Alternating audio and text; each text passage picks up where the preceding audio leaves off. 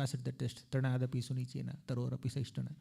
I have accepted the position of being humbler than a blade of grass. Even if you trample me under your feet, I will not leave you, my dear Lord. This is real dedication. Unless Lord Chaitanya Mahaprabhu becomes too strict as a sannyasi and unless he delays showing mercy on Prataparudra Maharaj, how will we understand the devotion of Prataparudra Maharaj? For us to witness his devotion, for us to witness his faith, his patience, his tolerance, his humility, and his trust on Lord Chaitanya Mahaprabhu, Mahaprabhu had to delay like this. The Lord subjects his devotees to so many tests only to reveal their glories to this world. So whenever the Lord is putting very severe tests in the life of a devotee, the Lord is trying to glorify them and announce how glorious they are to this entire creation. So Prataparudra Maharaj was feeling so disheartened. Oh Lord. No negativity, by the way. Disappointment is okay. When you don't get a spiritual privilege, when you don't get some mercy that you are hoping for, you may get disappointed. That's fine. But there is no negativity or grudge or feeling of injustice. Oh, mere saath anyay ho raha hai. Mahaprabhu is giving mercy to all these people. And we get into blasphemy, we get into comparison, we get into competition. We say that, how did you give him mercy? Why did you not give him mercy? Mercy is not demanded, by the way. By demand, you may not get mercy. You may get justice. When you seek justice, you may lose mercy. You may lose shelter. What to do? Because Mahaprabhu is delaying this mercy for a different reason. But if you don't understand that reason, and if you become impatient and misunderstand the Lord, will that be eligibility for us to receive that mercy? Not necessarily. So Lord Chaitanya Mahaprabhu denied clearly. Sarvabhauma Bhattacharya said, okay, fine, my dear Lord, I will not disturb you. And then he communicated to Prataparudra Maharaj. Prataparudra Maharaj felt very disheartened.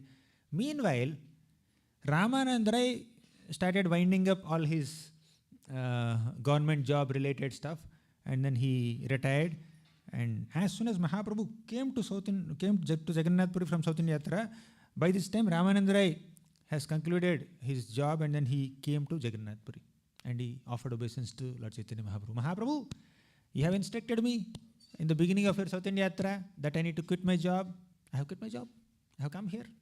As soon as I came here, I manifested here. But you know, how did this happen? Because of King Prataparudra. Now Ramananda Rai started pursuing. Not pursuing, he just glorified Prataparudra Maharaj. He said, oh Lord Chaitanya Mahaprabhu, because you told me to quit the job, I went to my king, Prataparudra Maharaj, and informed him that you are expecting me to quit this job and be with you in Jagannath Puri and have our wonderful spiritual discussions. Prataparudra Maharaj felt so grateful. He's very enthusiastic to relieve me from the job. He said, I will give you full salary, go and serve Lord Chaitanya Mahaprabhu. And Ramananda Rai started glorifying Prataparudra Maharaj's devotion and dedication and his pure heart, simple heart, selflessness in front of Lord Chaitanya Mahaprabhu. Now Mahaprabhu, after hearing this testimony from Ramananda Rai, you know what he said? If the king has shown some favor to you, Krishna will be merciful towards him. He did not say, I will meet him. Oh really? Please introduce me to him. He did not say like that. Krishna will be merciful towards him. Because Krishna is more merciful to the devotees of his devotees more than his devotees. The devotees of his devotees are more dear to the Lord than his direct devotees. So, Prataparudra Maharaj will definitely receive Lord Krishna's mercy. And Mahaprabhu quoted a few shlokas.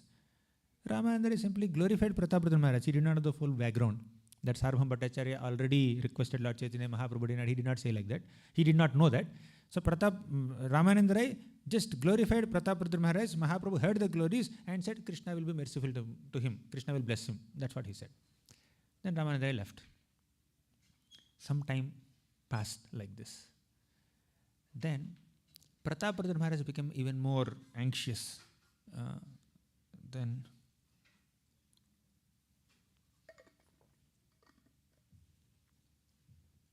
he wrote a letter to Sarvabhauma Bhattacharya. Sarvabhauma Bhattacharya received that letter, and that read, if my position as a king is an obstacle, a hindrance for me to receive Lord Chaitanya Mahaprabhu's grace, I am ready to give up this position. I would like to become a beggar. What is the use of my rulership or this high power and position and great prosperous kingdom? If that becomes an obstacle for me to receive Mahaprabhu's grace, I am going to become a beggar. I'll become a mendicant. I don't want this kingdom. I'll resign very soon. In fact, life itself is unbearable without Mahaprabhu's mercy. So Sarvabhauma Bhattacharya saw this and he became very anxious. It's a confidential letter written by his disciple to him, but Sarvabhauma Bhattacharya did not keep it confidential. He presented the case in front of Nityananda Prabhu. At that time, Nityananda Prabhu was also there. He presented the case to Nityananda Prabhu and Swarupa Damodar Goswami and Ramananda Rai and all these people. This time, Nityananda Prabhu went to Lord Chaitanya Mahaprabhu and started recommending Prataparudra Maharaj. He said, "Oh Lord, Prataparudra Maharaj is very sincere devotee. He doesn't deserve your negligence. Please show some mercy." Mahaprabhu said, "No. What do you think? You want me to go to Cuttack and meet him?" They never said, "You have to go to Cuttack." But Mahaprabhu is so eager to go to Cuttack and meet him. But therefore he said like this. Then Mahaprabhu said that if I go and meet him, this whole world will criticize me. What to speak of this world? Even this Damodar Pandit who is standing next to me, he will also criticize me. Because Damodar Pandit is one associate of Lord Chaitanya Mahaprabhu who is known for his strong words. He is very pure-hearted, simple-hearted. He has so much love for Lord Chaitanya Mahaprabhu, but still he is very strict. Out of his love, he becomes extremely strict with even Lord Chaitanya Mahaprabhu also. Just one little pastime. Once Damodar Pandit was sent by Lord Chaitanya Mahaprabhu to Jagannath, to Navadvip area and served Sachi Mata. So Damodar Pandit went and served Sachi Mata, and then he came back to Mahaprabhu, and Mahaprabhu asked him, "Damodar Pandit, how is my mother? How is her devotional service going on?" As soon as Mahaprabhu placed this question in front of Damodar Pandit said, "What do you think? Whatever bhakti you have in your heart today is only by the grace of your mother Sachi Mata, and you are inquiring about her devotional service?" Then Mahaprabhu said, "With this statement you have purchased me." Although this boldness is a little offensive in all other circumstances, Mahaprabhu understood his heart. So now Mahaprabhu is quoting that this Damodar Pandit himself will criticize me if I go and meet this king. Then Damodar Pandit said, "Let me speak, my dear Lord. I can easily notice that your heart is melting. Your heart is actually longing and hankering to meet Prataparudra Maharaj. Even if the whole world objects, you will definitely meet him. I know that. I can clearly see that." He said that one. Then Mahaprabhu did not know what to say, because Damodar Pandit has no filter here. Whatever comes to his mind, he'll speak. Whatever his heart says, he'll speak, which is truthful. Mahaprabhu knows that. See, different devotees can serve the Lord in different ways. Some devotees may be extroverts, some devotees are introvert. Some devotees are very straightforward, some devotees are little shy. Some are outspoken, some are very reserved. So all devotees can serve the Lord in their own moods, and Mahaprabhu is ready to accept all these moods. So Nityananda Prabhu said, "My dear Lord, if you don't want to meet him, we are no one to force you. We are supremely independent. But at least give some paraphernalia of yours, so that we can give that paraphernalia Maha to Prataparudra Maharaj, so that at least he can maintain his life. Now his condition is he wants to give up his life. He wants to die. So it's our responsibility to protect him, protect our king." So, Shri Radha Nil Madhav ki jai. So it's our responsibility to protect him. So you please give your Maha cloth. Then Mahaprabhu said, "Okay, fine." Then Hari Bol. Then Lord Chaitanya Mahaprabhu said, "Okay, fine." Govinda brought some Mahacloth of Lord Chaitanya and gave it to Nityananda Prabhu and Sarvabhauma Bhattacharya. Sarvabhauma Bhattacharya arranged that to be sent to Prataparudra Maharaj. Prataparudra Maharaj received that Mahacloth of Lord Chaitanya. It's a great treasure for him. when we receive some paraphernalia of the Lord, or of a pure devotee, or of a guru, we should value it. And that is non-different from the personality who has sent it. You see in so many temples or so many homes, we see the paraphernalia of Srila Prabhupada or some of his departed disciples or some exalted Vaishnava. They are kept very precious, they are worshipable. Tadiya means the paraphernalia used by the devotees, exalted devotees, also is worshipable.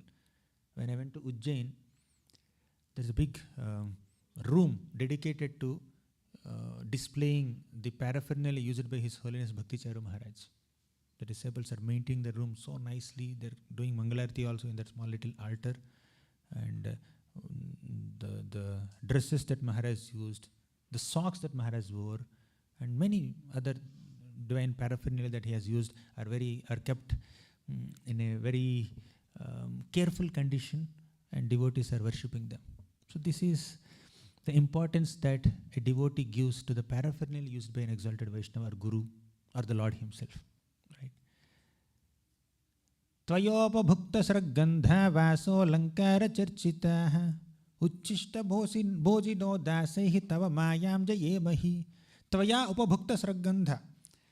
Uddhava is speaking to Lord Krishna that whenever a devotee, whenever the Lord uses some paraphernalia and leaves it, devotees grab it, and by honoring that paraphernalia used by the Lord, or honoring the remnants of the Lord, honoring the cloth or garlands or sandalwood pulp used by the Lord, enjoyed by the Lord, the devotees will conquer Maya. But when we don't understand the spiritual potency or the divinity of that paraphernalia used by the Lord or some of His pure devotees, we are committing an offense in one sense. Right? We should value it. So Prataparudra Maharaja valued it. He embraced that cloth, and he considered that cloth non-different from Lord Chaitanya Mahaprabhu. For one who has arranged a residence for Lord Chaitanya, he is only getting a Maha cloth, Uttari of Lord Chaitanya. Meanwhile, all the Jagannath Puri devotees came, and Prataparudra Maharaj was standing on the top of some roof, and from there he is seeing, oh, who are these Bengali Vaishnavas coming here? Who is he? Who is he? Who is he? He is inquiring about all of them. Then Sarvabhauma Bhattacharya is introducing them. He is Advaitacharya. He is Nityananda Prabhu. He is Shivananda Sen. He is Srivas Thakur. They are all very dear to Lord Chaitanya Mahaprabhu when he was living in Jagannath Puri in his pre-sannyas Leela. So, Sarvabhauma Bhattacharya, a guru, is speaking about so many exalted Vaishnavas to his disciple, Prataparudra Maharaj. This is how a disciple must learn from the spiritual master about the glories of so many Vaishnavas. Right? So Guru teaches about the Lord. Guru also teaches about the glories of so many Vaishnavas to inspire the bhakti in the heart of his disciples. That's what Sarvabhauma Bhattacharya was doing to Prataparudra Maharaj. Then Prataparudra Maharaj asked so many questions. I may not have so much time to go into all the details of the conversation. But Prataparudra Maharaj said, I will arrange accommodations for all these devotees. How many of them? 200 devotees. No problem. We'll arrange accommodation. How long they will stay? 4 months. For 200 devotees, 4 months accommodation arranged by Prataparudra Maharaj voluntarily. And prasadam arrangements for them. Whatever they want. He told the temple superintendent, please go and arrange whatever they want as long as they stay here. Your job is not to leave them at any moment. So Prataparudra Maharaj arranged all this. After this, Ramananda Rai. Lord Prataparudra Maharaj called Ramananda Rai and said, Ramananda Rai, my eagerness, my longing to meet Lord Chaitanya Mahaprabhu is getting more intense. Yes, I got some uttariya, but still, can you please recommend? Sarvabhauma Bhattacharya recommended. It didn't work. Nityananda Prabhu recommended. It didn't work. Ramananda Rai, can you please recommend? Ramananda Rai already glorified Prataparudra Maharaj there. But now Ramananda Rai directly went to Lord Chaitanya Mahaprabhu and glorified Prataparudra Maharaj like anything and directly, frankly asked, Lord Chaitanya Mahaprabhu, Prataparudra Maharaj deserves your mercy. Can you please meet him? Then Lord Chaitanya Mahaprabhu said, Ramananda Rai, I already said no to so many people. How can you ask once again like this? Why are you making me so uncomfortable here? I have my reservations, I have my policies and protocols. As a sannyasi, I cannot meet politicians and kings. If at all you want me to meet him, better bring his son. Because the scriptures say that the son represents the father, so you can bring the son. I will give him some association that is as good as meeting him. Then Ramananda said, okay, fine, at least something happened. First meeting, no. Second meeting, no. But later, slowly heart melted and he gave an uttariya. Now he is agreeing to meet his son. Then immediately all the devotees went and brought Purushottam Jana, Prataparudra Rai's son. And Mahaprabhu saw him. This boy looks little dark in complexion. He's very beautiful. His eyes are like lotus petals. And he looks so beautiful like Krishna himself. It's not exactly like Krishna, but he reminds people of Krishna. Mahaprabhu went and embraced him so tightly.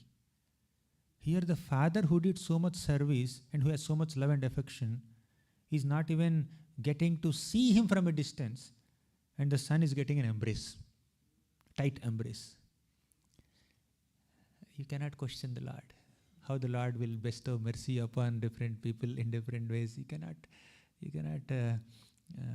question the Lord. But anyways, Prataparudra Maharaj embraced his son. Mahaprabhu embraced him. If Prataparudra Maharaj embraces his son, it's as good as he is getting some touch of the Lord. Sometimes I had one devotee, on a phone call he said, Prabhu, today Maharaj embraced me, so and so Maharaj embraced me. This devotee is saying, Prabhu, please don't take a bath. Right? I am coming in 2 days, I'll embrace you. Anyways, so Prataparudra Maharaj got this little bit of mercy. Now we have heard from Bhakti Siddhanta Saraswati Thakur that don't be eager to see Krishna. You render service in such a way that Krishna becomes eager to see you. Right? We have heard this statement, right? But why is Prataparudra Maharaj hankering so much and pursuing so much?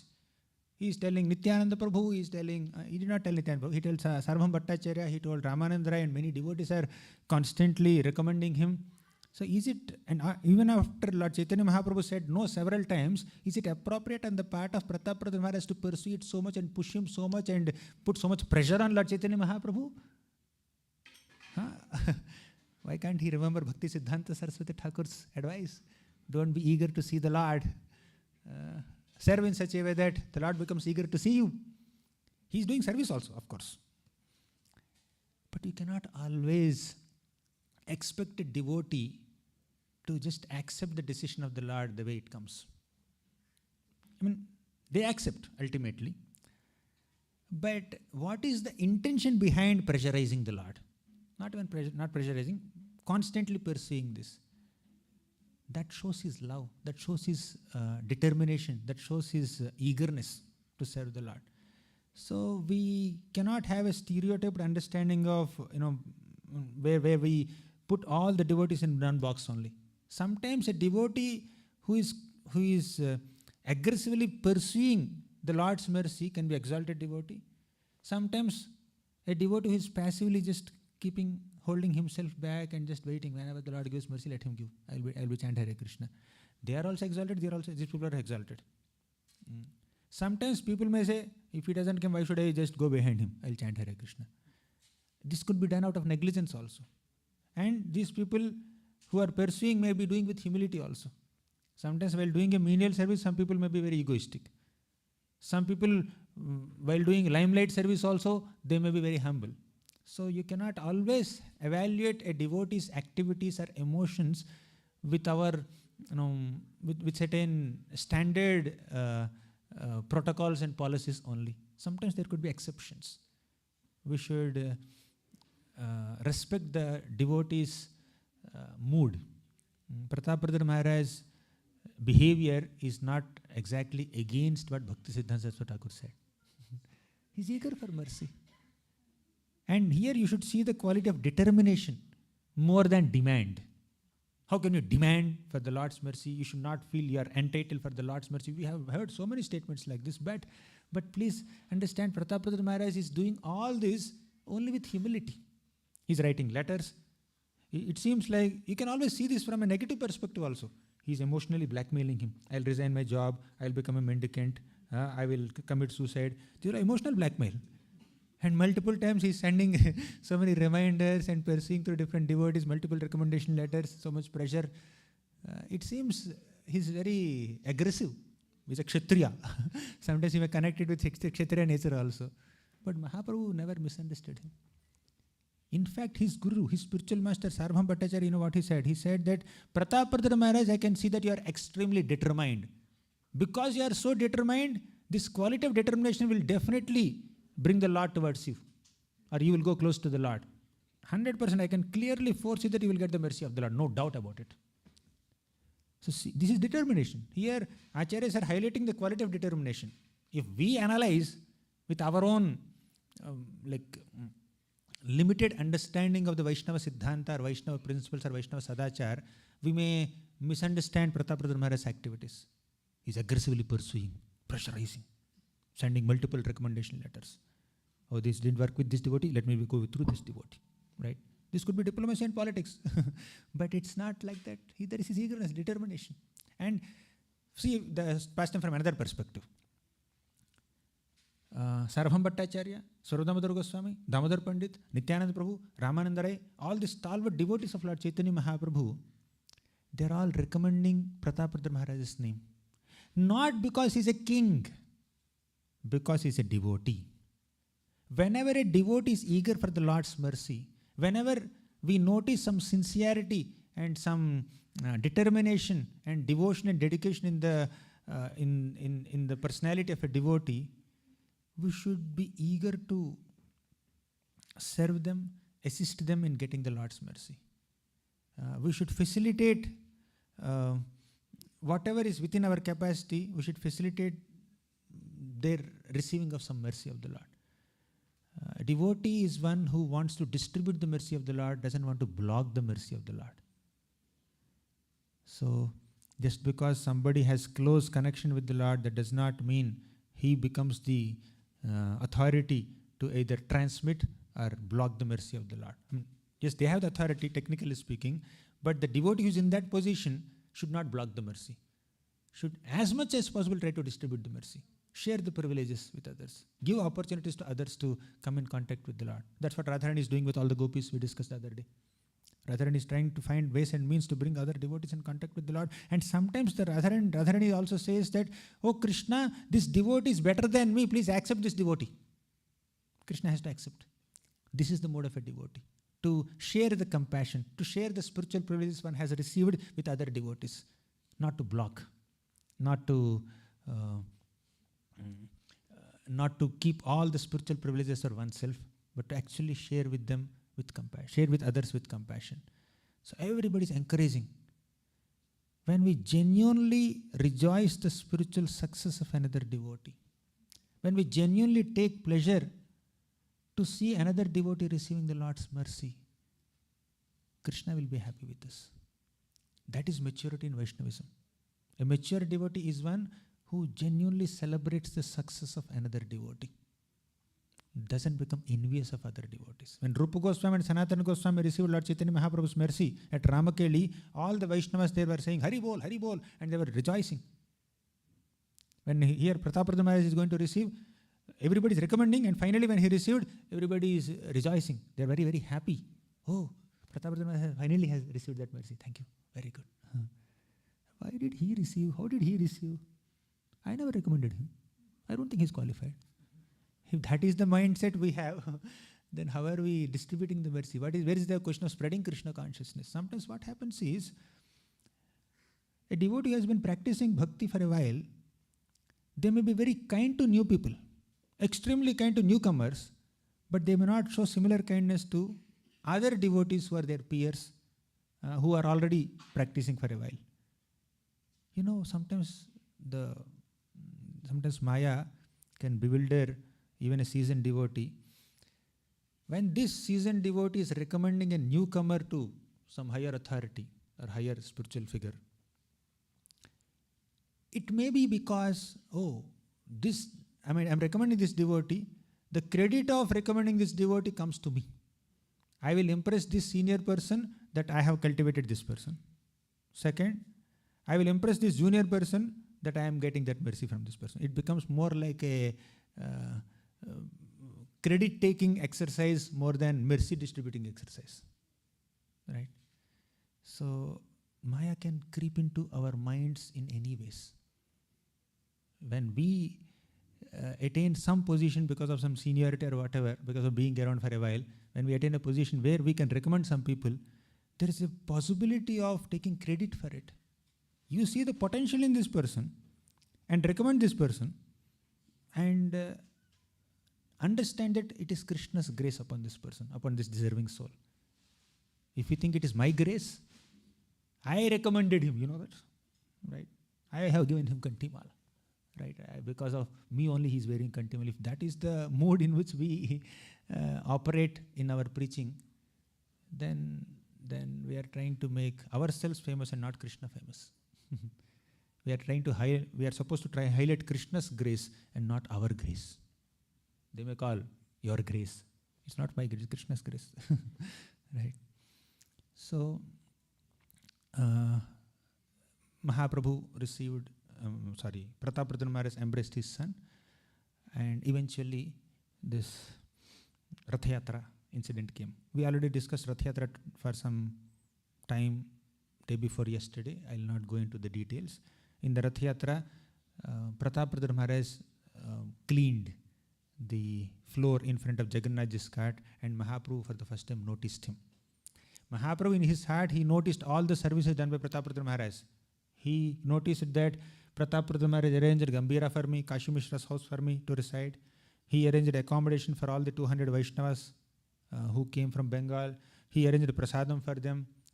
He relieved Ramananda Rai from his duties. He gave him full salary. All this Mahaprabhu knows in the heart of his hearts. But externally, he is strict as a sannyasi not to go and meet Prataparudra Maharaj.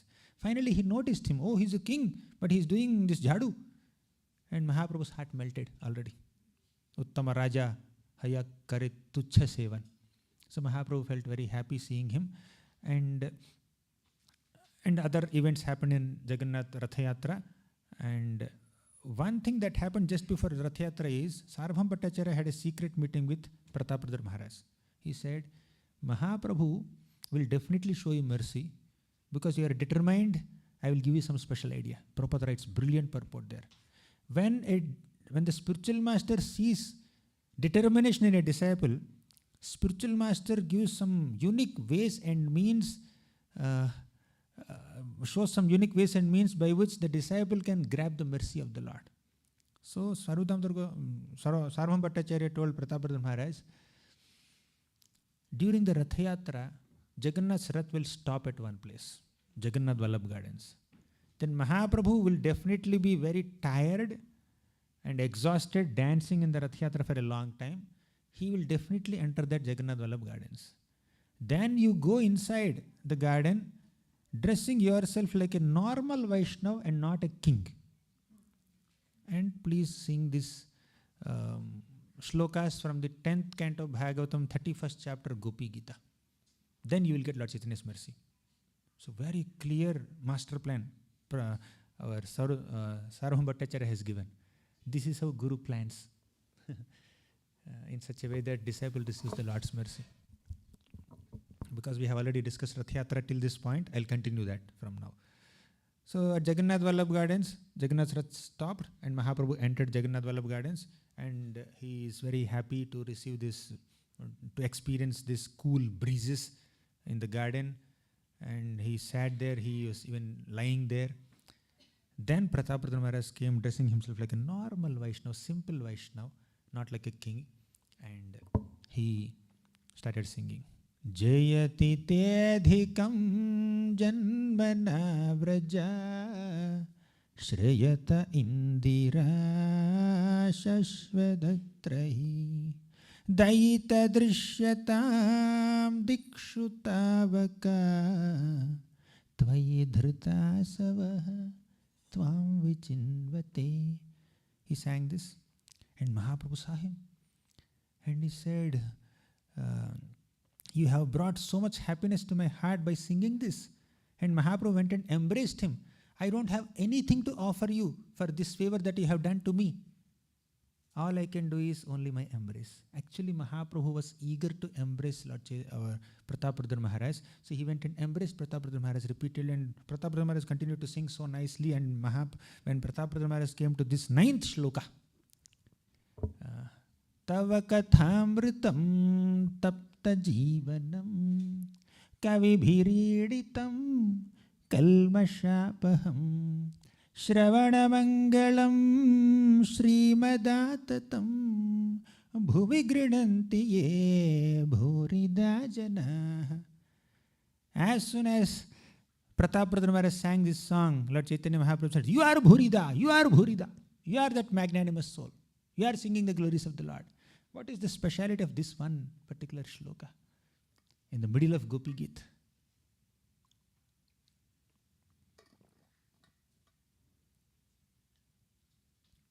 Tava Kathamritam refers to Krishna Katha. And Krishna Katha is of two types. Katha spoken by Krishna, Bhagavad Gita. Katha spoken about Krishna, Bhagavatam. Tapta Jivanam means this Krishna Katha is the Jivanam, life of all those who are suffering. Tapta means one who is suffering soul, and Jivanam is life. Tapta Jivanam. And there are two types of people who suffer. One, conditioned souls. Second, pure devotees. Conditioned souls suffer because of lack of Krishna consciousness, and pure devotees suffer in separation from Krishna. That's what gopis are experiencing. Tava kathamritam tapta jivanam. Kavi bhiriditam. Kavi means a poet. Kavi bhiriditam means Krishna Katha is glorified even by great poets, and the poets are of two types again. One, ancient poets. Two, modern poets. Ancient poets are the previous acharyas, modern poets are the current acharyas, right? The recent acharyas. So although Krishna Katha is spoken with the previous acharyas, the modern acharyas also have a role to play in representing that Krishna Katha in a way that is relevant, relatable, digestible, actionable, and applicable to the modern class, modern times, modern crowd. Unless Krishna Katha is like again presented in a way that is suitable to the modern crowd, people cannot take Krishna consciousness. Examples must change, presentation must change, vocabulary must change, language must change, but essence must be remaining. Essence must remain the same. So, Kavi Bhiriditam. Second is Kalmashapaham.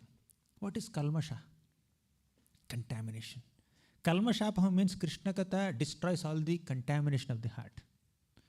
And that contamination or Kalmasha is of two types. One, Hridaya Kalmasha, the contamination of the heart. Two, Kali Kalmasha, contamination of Kali Yuga. So Krishna Katha destroys both types of Kalmasha. Then Shravana Mangalam, very important point. Shravana means hearing. Mangala means auspiciousness. When you hear Krishna Katha, that creates great auspiciousness. Clear. But Krishna Katha creates auspiciousness in two ways. For every phrase we have two meanings here. Krishna Katha creates auspiciousness by making the ultimate goal of Krishna Prema attractive and attainable. Why the goal of Krishna Prema is not very attractive? Why the goal of attaining money, name, fame, prestige, power, position, influence is more attractive than Krishna Prema? Because there is no sufficient Krishna Katha. Only when there is sufficient Krishna Katha, the goal of Krishna Prema becomes attractive. Otherwise, people will not get attracted to Krishna Katha, Krishna Prema. They will have all kinds of attraction towards all kinds of materialistic goals, but they will not be attracted to this goal of Krishna Prema, Prema Pumartha Mahan, when there is no sufficient Krishna Katha. The more we speak direct, pure Hari Katha, the more people will be attracted to the highest goal of Krishna Prema. Otherwise, they will have many other goals. We should speak Krishna Katha in such a way that people aspire for Krishna Prema, not aspire for something else other than Krishna Prema. For that to happen, our Krishna Katha, or the what we speak, should highlight Krishna's Nama Rupa Guna Leela. It should highlight Krishna's divine attributes, Krishna's compassion, Krishna's qualities, Krishna's mercy, Krishna's accommodative nature, Krishna's sweet pastimes, Krishna's loving exchanges with his devotees like Vrajavasis and any other devotee. Of course, we need to see the receptive power of the audience also, but at the same time, the ultimate goal of Krishna Katha is to inspire people to aspire for Krishna Prema. If we are not inspiring people to aspire for Krishna Prema, ultimately, then that will not satisfy our hearts, that will not satisfy Krishna, that will not satisfy those who are hearing also. So Krishna Katha has the power to make the ultimate goal of Krishna Prema attractive. Okay, you understood this goal is very nice, it's very attractive. But sometimes attractive goals are not attainable. You see, this is very attractive goal, but how do I attain it? It seems like too far from me, I can't attain it. Krishna Katha will make the goal of Krishna Prema attainable all. So Krishna Katha is described as Shravana Mangalam, very auspicious to hear, because